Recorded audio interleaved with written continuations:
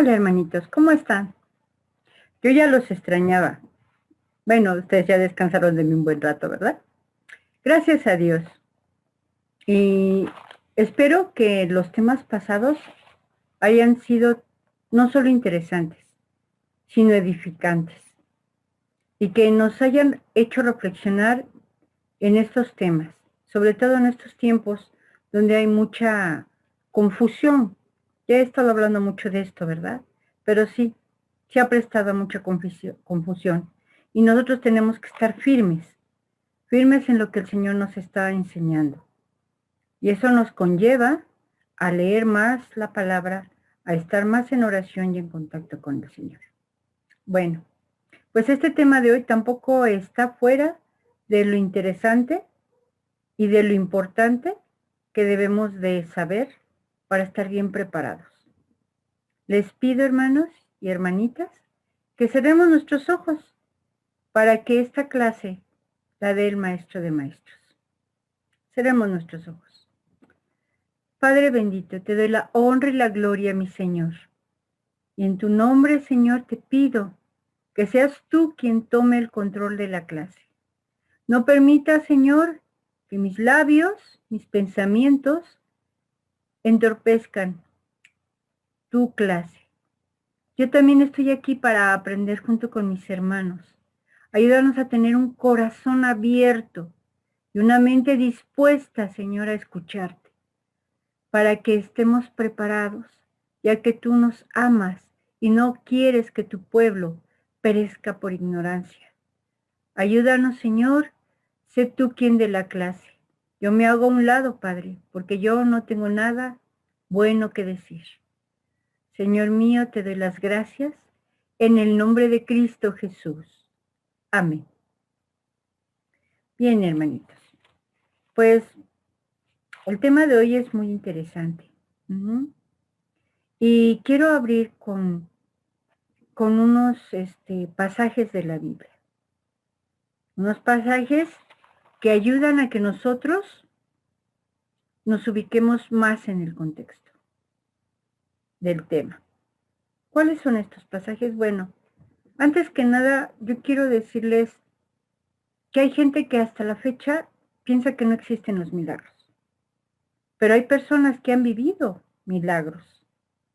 Milagros de sanidad, milagros de que fallecen y regresan de la muerte y cuentan la experiencia. Milagros de provisión. Muchos milagros. Porque ¿quién los hace? Nuestro Dios, el Señor Todopoderoso hace esos milagros. Dios es el mismo de ayer, de hoy y de siempre. No ha cambiado. Pero me voy a ubicar en el tiempo en que Jesús vino como hombre. ¿Sí? Porque Él hacía milagros fascinantes y hace milagros fascinantes e impactantes. Y de todos tipos y formas hace esos milagros y hace actualmente también. No me cansa decir que los milagros que hoy se hacen, los hace el Señor. Por ejemplo, cuando leo la palabra veo los milagros que hizo al dar de comer a multitudes, teniendo unos cuantos peces y unos cuantos panes. Cuando transforma vidas, porque transformó vidas de muchos que lo oyeron, pecadores que estaban en angustia, en dolor, en vidas desordenadas, en fin. Y entre ellos podemos hablar de los mismos apóstoles, la gente que lo seguía, de un Zaqueo, de un Nicodemo, porque también a sacerdotes y fariseos. En la Biblia habla de Nicodemo y José de Arimatea. También de sanidades que hacía. Sanaba enfermos, ciegos, leprosos, paralíticos, enfermedades también raras como manos secas, flujo de sangre, etcétera.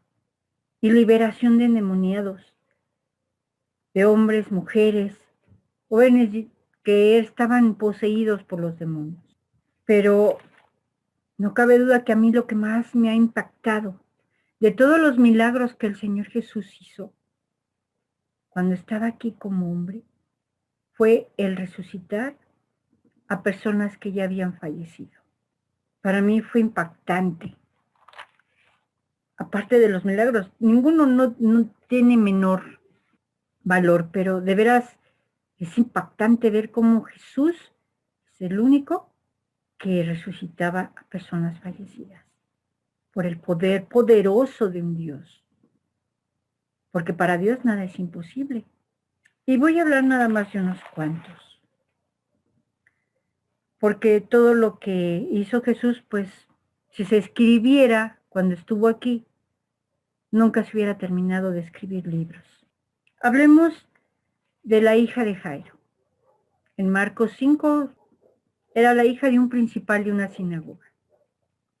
Él creía en Jesús y ella estaba agonizando. Cuando este Jairo fue a buscar a Jesús, él estaba seguro con que impusiera sus manos Jesús en su hija, ella iba a sanar. Y Jesús, sí, lo sigue, lo acompaña para ir a ver a su hija.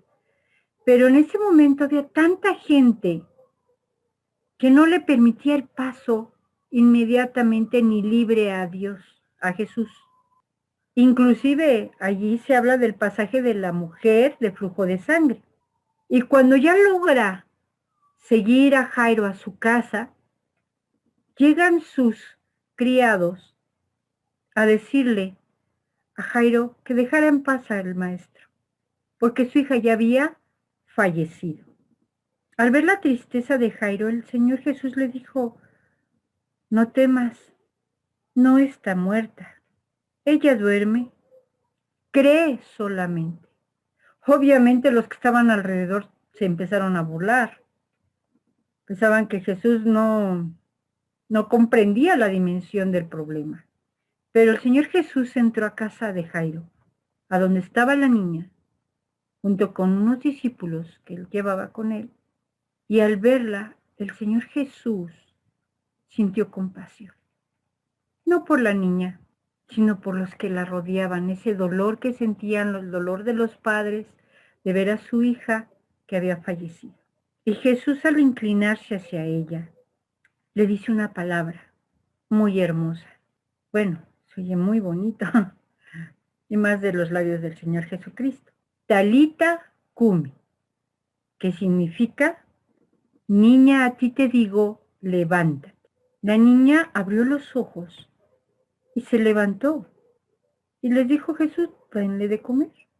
Imagínense la impresión de los padres, lo que sintieron: miedo, emoción, alegría, los que estaban alrededor, los que estaban afuera cuando salió la niña a comer. Fue tremendo. Fue algo que pues al ser algo impactante.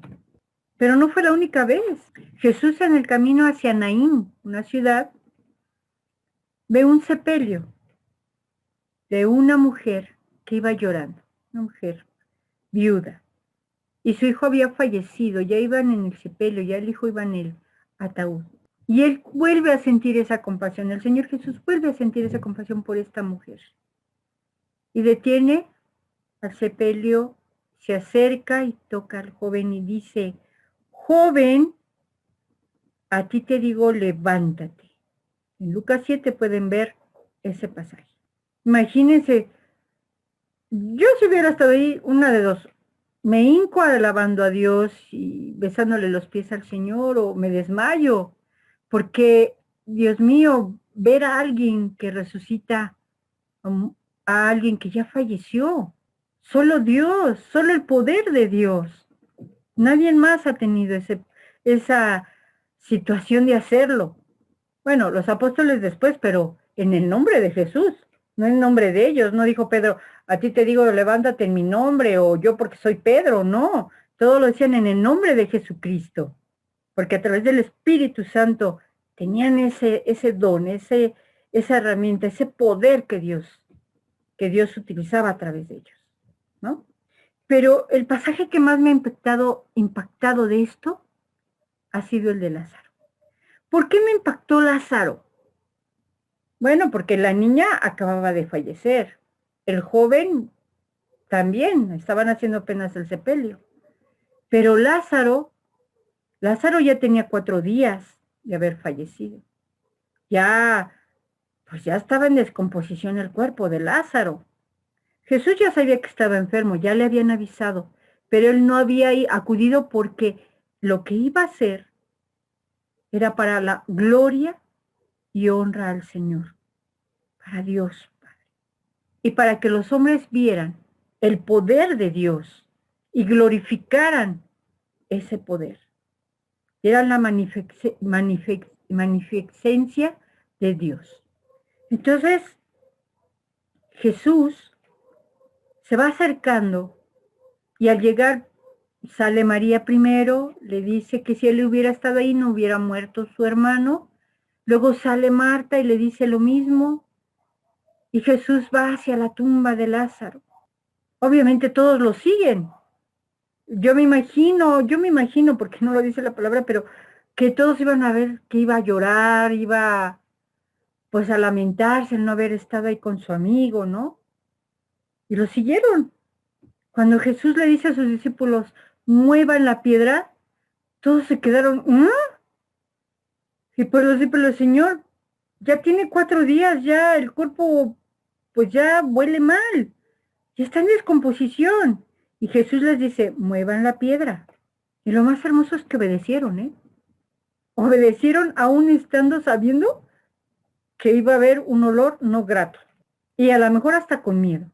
Pero a lo mejor en sus corazones, como ya habían visto que Jesús había resucitado antes, tenían esa esperanza. Entonces, Jesús, en el versículo 43, estamos en Juan 11, en el versículo 43 dice con una voz firme y de mando, Lázaro, ven fuera. Imagínense la expectación, pensando, a mí se me hace que ya, ya Jesús anda desvariando, unos decían, otros decían, ¿será? ¿Sí? ¿Vendrá afuera? Y cuando vieron que apareció Lázaro, aún con las vendas de mortaja, imagínense lo que sintieron. Algunos temor, otros gloria a Dios, otros a lo mejor hasta se desmayaron otros, pero fue algo tremendo, algo impactante, algo sobrenatural que solo el poder de Dios lo hace. Y me encanta porque en la parte en que cuando ya Jesús hace que Lázaro mm, salga, me recuerda el diálogo que tiene con Marta, perdón, antes, que dice Jesús, digo, Señor, si hubieses estado aquí, mi hermano no habría muerto. Mas también sé ahora que todo lo que pidas a Dios, Dios te lo dará. Y entonces Jesús le dice, tu hermano resucitará. Porque Jesús estaba hablando, ahorita va a resucitar. Pero Marta hablaba de que iba a resucitar el día prometido, ¿no? Le contesta Marta, yo sé que resucitará en la resurrección en el día postrero. Ella hablaba de la resurrección de los muertos. Pero Jesús iba a resucitar en ese momento a Lázaro para que vieran los hombres la gloria de Dios. Sin embargo, Jesús aún así le dice en el versículo, en Juan 11, 25, 26, y quiero que lo tomen muy en cuenta porque son nuestros versículos base. Le dijo Jesús, yo soy la resurrección y la vida. El que cree en mí, aunque esté muerto, vivirá. Y todo aquel que vive y cree en mí, no morirá eternamente. ¿Crees esto? ¡Wow! ¡Qué impactante! Y tenemos que meditarlo y reflexionarlo. Porque dice, yo soy la resurrección y la vida. Sí, porque Jesús resucitó de entre los muertos. Ya le estaba diciendo ahí a esta Marta que él mismo iba a hacer la resurrección, que él iba a preparar ese camino para nosotros. De hecho, él ya había anunciado anteriormente, y lo vamos a ver más adelante el versículo, cuando él le dice a los discípulos que es necesario que él padezca, muera y que va a resucitar al tercer día. Ya está dando la promesa. Él es la resurrección y la vida. Cuando Él vino a salvarnos del pecado, a limpiarnos del pecado por su sangre, por su muerte, nos limpió del pecado, nos dio vida y la promesa de resucitar para estar en la presencia de Dios en una vida eterna, para alabarlo, para adorarlo, para amarlo como Él nos ama. Y dice, el que cree en mí. Cuando nosotros aceptamos al Señor es porque creemos, fue fe. Cuando lo aceptamos como nuestro Señor y Salvador y lo invitamos a entrar a nuestro corazón y nos limpia del pecado. Por eso dice, el que cree en mí va a tener esto. Y aunque esté muerto, es decir, que aunque mueras, sabes que vas a vivir por la promesa de la resurrección. Porque si no, entonces, ¿por qué nos dijo, o les dijo a los discípulos, y en la palabra lo dejó escrito? Vengo pronto, pero ahorita voy a ir a preparar moradas celestiales para ustedes, ¿verdad? Y dice, y todo aquel que vive y cree en mí, no morirá. Y no hablaba de la muerte física, sino la vida eterna. Lo que más me gusta es la pregunta que dice al final. ¿Crees esto? Y yo te invito a que conmigo reflexiones. ¿Creemos esto? ¿Creemos que Jesús resucitó? ¿Creemos en la promesa de que si morimos vamos a tener una vida eterna? ¿Que vamos a resucitar como Él lo prometió? ¿O aunque estemos en vida, vamos a ser raptados también para vivir con Él una vida eterna? ¿Para estar delante del Padre y adorarlo? ¿Qué efectos hay de la muerte en nosotros los que creemos en Él? Los que hemos aceptado a Dios, a Jesucristo en nuestra vida. El Señor nos ama tanto. Somos sus hijos. Ya nos adoptó. Y si Jesús resucitó, vamos a también nosotros a hacerlo. Y en Lucas 20:36 lo dice. Porque no pueden ya más morir, pues son iguales a los ángeles. Y son hijos de Dios, al ser hijos de la resurrección. Al aceptar a Jesucristo, somos hechos hijos de Dios. Ya lo sabemos. ¿Por qué? Nos limpia de nuestro pecado y de la muerte en la que estábamos. La muerte espiritual. Pero ¿qué pasa después? Si morimos, porque pues, el cuerpo se desgasta, se enferma o hay accidentes, pero estamos en Cristo, tenemos la promesa de la resurrección, porque Jesús resucitó. Y esto es hermoso, hermanos, y lo tenemos que creer. Pero también está la parte triste, la parte en que efectos de la muerte hay en los no creyentes, en los que no han aceptado y no quieren aceptar al Señor. En Daniel 12:2 lo dice claro. Y muchos de los que duermen en el polvo de la tierra serán despertados, unos para vida eterna, los que mueren en el Señor, los hermanos, los que creemos en el Señor, y otros para vergüenza y confusión perpetua. Vergüenza y confusión perpetua. ¿Dónde va a estar eso? ¿Dónde va a estar esa parte de la confusión? ¿Quién es el dueño de la confusión? Sí, hermanos, el lago de fuego, el infierno. Y en Juan 5:29 es más claro todavía. Y los que hicieron lo bueno saldrán a resurrección de vida. mas los que hicieron lo malo a resurrección de condenación. Qué tremendo, porque sí va a haber resurrección de los muertos, pero los que van a resucitar en el arrebatamiento van a ser los que aceptaron a Jesús en su vida, y los que no, se esperarán al juicio,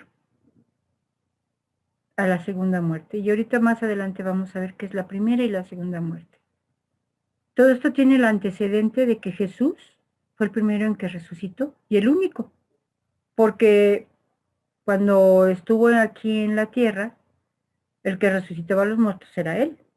Cuando Él ascendió y bajó el Espíritu Santo, utilizaba a los apóstoles como conducto para resucitar a muertos en el nombre de Jesús.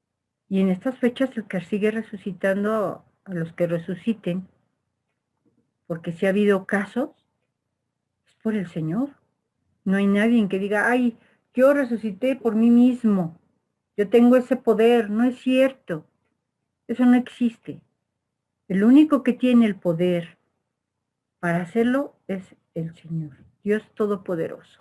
Entonces, Jesús resucita, y esto es un acontecimiento, y además se toma como una primicia, porque es el primero y único de nuestro Señor, que nuestro Señor Jesús haya resucitado. En Lucas 24:7 lo dice claramente. Es necesario que el Hijo del Hombre sea entregado en manos de hombres pecadores y que sea crucificado y resucite al tercer día. Ya Jesús estaba anunciado que iba a resucitar, que tenía que pasar todo ese proceso para que nosotros fuéramos salvados espiritual y físicamente, para poder estar con nuestro papá. Y cuando Jesús asciende al cielo y desciende el Espíritu Santo y le da el poder a los apóstoles de en su nombre resucitar muertos, porque sí lo hacen. Tenemos el caso de Dorcas, de Tabita, del niño que cayó por la ventana. Pero lo más interesante y lo más hermoso lo vamos a ver también en Hechos 26-23, que el Cristo había de padecer y ser el primero de la resurrección de los muertos, para anunciar luz al pueblo y a los gentiles. ¿Qué quiere decir? Que no nomás los judíos iban a tener esa bendición, sino todos tenemos esa misma oportunidad. Todos, aceptando al Señor Jesucristo, podemos anhelar y tener la esperanza de la resurrección y de poder estar con Él. No hay nadie que diga, es que, no, yo no puedo porque a mí no me hizo caso. Y me gusta mucho porque en 1 Corintios 15:20 lo reafirma, mas ahora Cristo ha resucitado de los muertos. Primicias de los que durmieron es hecho. Qué hermoso, ¿no? Por eso tenemos esa confianza y debemos de creerle a Jesús de que va a haber resurrección de muertos. Sí, todo va muy bien, pero ¿cómo y cuándo será la resurrección de los muertos? Bien, no hay fecha, hermanos. No hay fecha del rapto, porque en el rapto se va a dar la resurrección de los muertos. Dice bien clara la palabra que nadie lo sabe, más que el Padre. Ni los ángeles, ni Jesús mismo sabe. O sea, por eso hay que tener cuidado con los que están hablando ahora de fechas.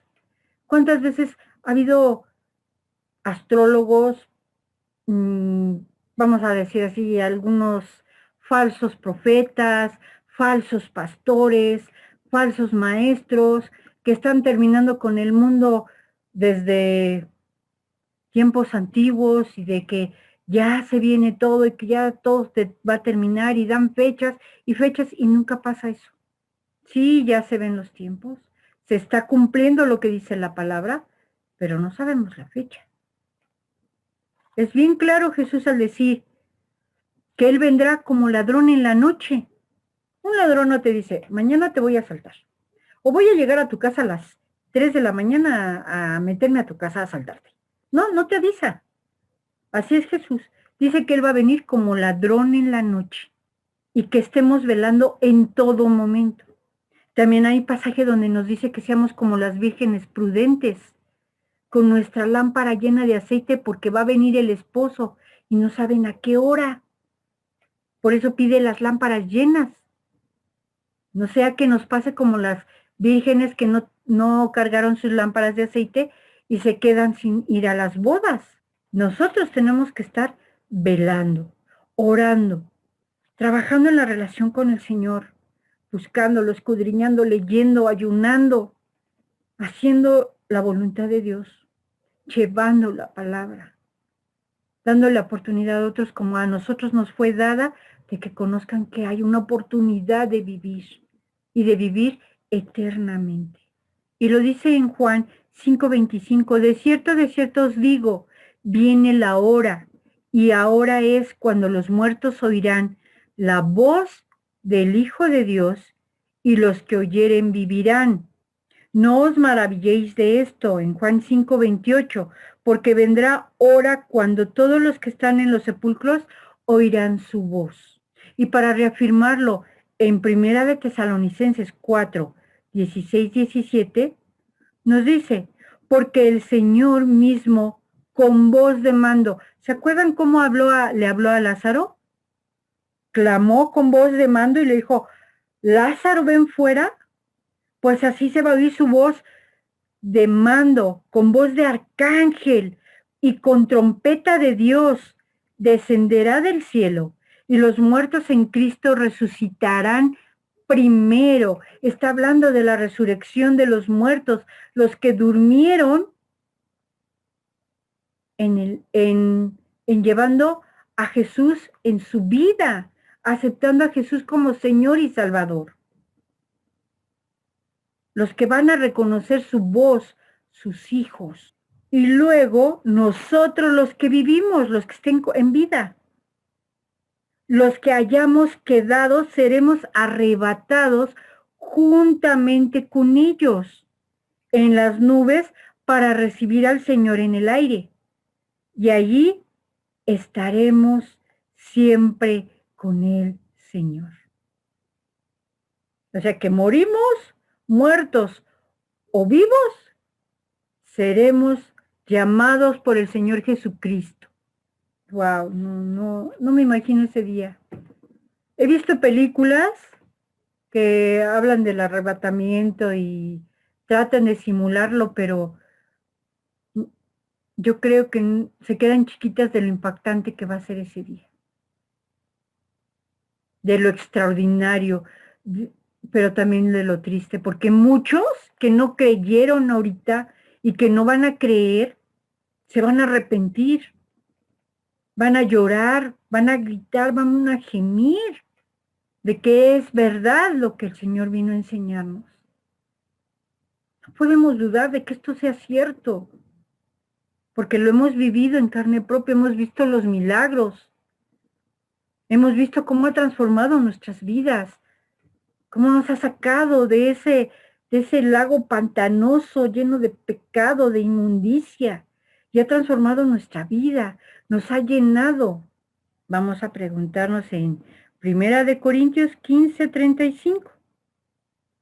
Pero dirá alguno, ¿cómo resucitarán los muertos? ¿Con qué cuerpo vendrán? Buena pregunta, ¿no? Muchos ya serán polvito. Ah, pero para Dios dijimos que no hay nada imposible, ¿verdad?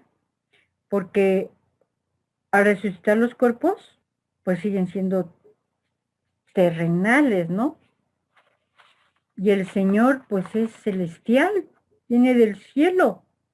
Entonces la pregunta es, bueno, pero ¿con qué cuerpo? ¿Cómo va a estar el asunto? Porque pues vamos a ver en 1 Corintios 42-43, que nos dice, lo mismo sucede con la resurrección de los muertos. Cuando morimos, nuestros cuerpos terrenales son plantados en la tierra, regresan a la tierra, pero serán resucitados para que vivan por siempre. Nuestros cuerpos son enterrados en deshonra pero serán resucitados en gloria. Bueno, sí, para ello, ¿qué quiere decir? Que tiene que haber un cambio. Nosotros no nos podemos ir con este cuerpo a donde está el Señor. No podemos entrar. No podemos heredar el reino con este cuerpo. Vamos a ser transformados. Y en 1 Corintios 15, 51, 52 nos los dice. He aquí os digo, un ministerio. No todos dormiremos, pero todos seremos transformados. En un momento, en un abrir y cerrar de ojos. Al final, a la final trompeta, porque se tocará la trompeta y los muertos serán resucitados, incorruptibles, y nosotros, tanto ellos como nosotros, seremos transformados. Ay, esto es maravilloso. Y lo vamos a reconfirmar con Isaías 25:8. Esta promesa ya está desde el Antiguo Testamento, donde dice, serán cuerpos que nunca morirán, de cuerpos mortales a cuerpos inmortales. Y la escritura se cumplirá, ¿cierto? No podemos irnos con este cuerpo porque este cuerpo se deshace, este cuerpo pues muere. Y al ser transformados pasamos a ser un cuerpo celestial, inmortal para toda una eternidad, porque vamos a vivir con el Señor toda una eternidad. Tenemos que ser transformados. Y esto me recuerda a la transfiguración de Jesús cuando estaba en el monte con Moisés y Elías y lo vieron los apóstoles que se quedaron impresionados, ¿no? Pedro vio esa transfiguración, esa transformación. Y al estar hablando de esto, quiero decirles que va a haber dos muertes. La primera muerte y la segunda muerte. Vamos a ver qué es la primera muerte. Bueno, todos los hombres en la tierra tenemos que morir tarde o temprano, de ancianos, por enfermedades o por otras cuestiones, pero este cuerpo, como les dije hace rato, tiene fecha de caducidad, no es inmortal. Recuerden que nuestro padre Adán y Eva, al pecar, perdieron la inmortalidad, murieron espiritualmente al separarse del Señor, pero también físicamente, acortaron esa inmortalidad. Y lo vamos viendo en la Biblia. Los patriarcas duraban 800 años, 700 años, 600 años, y así fue disminuyendo, ¿no? Ahorita el promedio está entre 70 y 80 años, ¿no? Más o menos. Sí hay algunos que duran hasta un poquito más, pero tiene caducidad el cuerpo. No hay cremas, no hay cirugías, no hay nada de eso que nos ayude a vivir eternamente. Eso son mentiras. Y en Hebreos 9:27 nos los aclara muy bien. Y de la manera que está establecido para los hombres, que mueran una sola vez, y después de esto el juicio. Perdemos la inmortalidad. Por eso vamos a ser transformados para poder ser inmortales, eternos con el Señor. Entonces esa es la primera muerte, la muerte natural, donde los que estemos en el Señor, esperaremos, dormiremos, ¿verdad? Y dice en Apocalipsis 2:11, el que tiene oído, oiga lo que el Espíritu dice a las iglesias. El que venciere no sufrirá daño de la segunda muerte. Los que duerman en el Señor, los que mueran en el Señor, no van a sufrir daño de la segunda muerte. ¡Qué tremendo! ¿Y qué es la segunda muerte? Vamos a ver algunos versículos, hermanos. Apocalipsis 26. Bienaventurado y santo el que tiene parte en la primera resurrección. Ya la hicimos. Nos vamos con el Señor. No vamos a saber más. Iremos a las bodas de Cordero y a estar con Él. Pero ahí les va. La segunda muerte no tiene potestad sobre estos. No la van a conocer, no la van a vivir, sino que serán sacerdotes de Dios y de Cristo y reinarán con Él 1000 años. Pero en Apocalipsis 20:14 dice, y la muerte y el Hades fueron lanzadas al lago de fuego, que esta es la segunda muerte. Hay una segunda muerte. Y los que no se levantaron cuando Jesús vino por su iglesia. En Malaquías 4:1 nos dice, porque aquí viene el día ardiente, como un horno, y todos los soberbios y todos los que hacen maldad serán estopa. Aquel día que vendrá los abrazará, ha dicho Jehová de los ejércitos, y no les dejará ni raíz ni rama. Es el lugar del crujir de dientes. Sí, hermanos. Esa es la segunda muerte. La espiritual, la eterna. Y la verdad nosotros debemos de hacer nuestra parte para que haya mucha gente que no pruebe la segunda muerte, sino que también sean resucitados juntamente con nosotros, que tengan esa oportunidad como nosotros la tuvimos. Hubo otros que nos hablaron, que oraron por nosotros, que intercedieron. Así debemos de hacerlo nosotros. Por eso el Señor nos dejó esa gran comisión, hablarles a otros. Tenemos que hacerlo, tenemos que sacudirnos la flojera, tenemos que sacudirnos el miedo, tenemos que sacudirnos la inseguridad, creerle a Dios, no ser egoístas, amar a nuestro prójimo. Sería doloroso ver que nuestros vecinos, nuestros amigos, nuestros compañeros de trabajo no sean alcanzados por esta bendición como nosotros. Si ellos toman la decisión de no hacerlo, quedará en ellos. Pero nuestro amor, la comisión es que nosotros les digamos. Si no quieren, bueno, quedará en ellos. Esa es la decisión de cada quien. Bueno, quiero decirles que en Primera de Corintios, ya esta es la conclusión para cerrar, 15, 57 y 58 en la Nueva Traducción Viviente, nos dice, pero gracias a Dios Él nos da la victoria sobre el pecado y la muerte por medio de nuestro Señor Jesucristo. Claro, nos dio la victoria el Señor Jesús. Gracias a Él tenemos la promesa de la resurrección. Por lo tanto, mis amados hermanos, permanezcan fuertes y constantes. Trabajen siempre para el Señor con entusiasmo, porque ustedes saben que nada de lo que hacen para el Señor es inútil.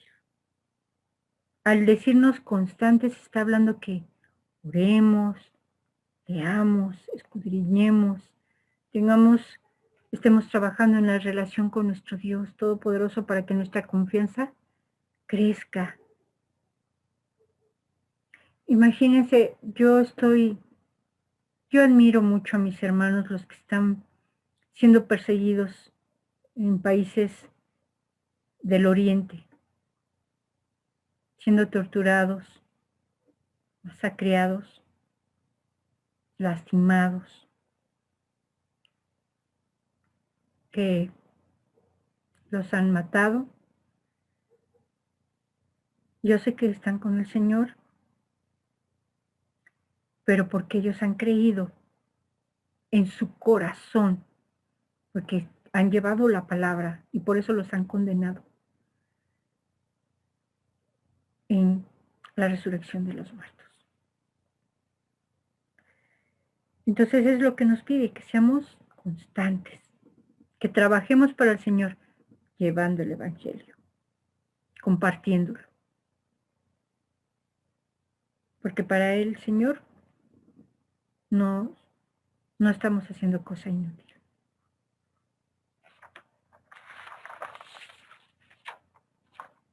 Acción práctica, hermanitos.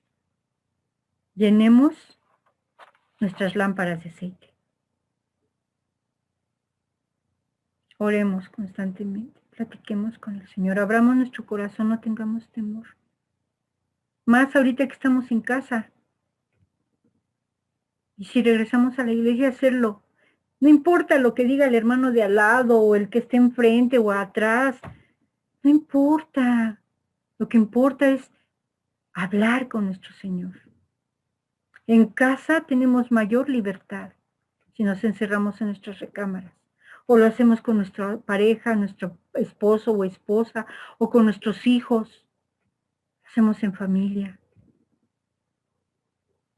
Leamos la palabra, escudriñémosla, pidámosles al Espíritu Santo que nos ayude a discernir, a entenderla. Pidámosle sabiduría. Ayunemos. Pidámosles al Señor dirección en el ayuno. Hagamos lo que a Dios le agrada. Amar a nuestro semejante, amar a nuestro esposo, a nuestra esposa, respetar a nuestros hijos, educarlos, hacer lo bueno, lo misericordioso, lo afable, ayudar al prójimo, como podamos. No tenemos dinero, no importa, escuchándolos, orando por ellos, pidiendo por ellos, dándoles el testimonio de nuestra vida, que ellos vean que Dios, Jesús vive en nuestras vidas, que nos ha transformado. La verdad, hermanos, es que ya no podemos estar cruzados de manos. Las cosas se están cumpliendo. Que nos haya haciendo lo que Él nos pide. Y creámosle que tenemos una promesa. Si morimos, es ganancia. Si vivimos, es bueno en el Señor. Y si morimos, es una bendición, es ganancia. Con esto concluyo y termino.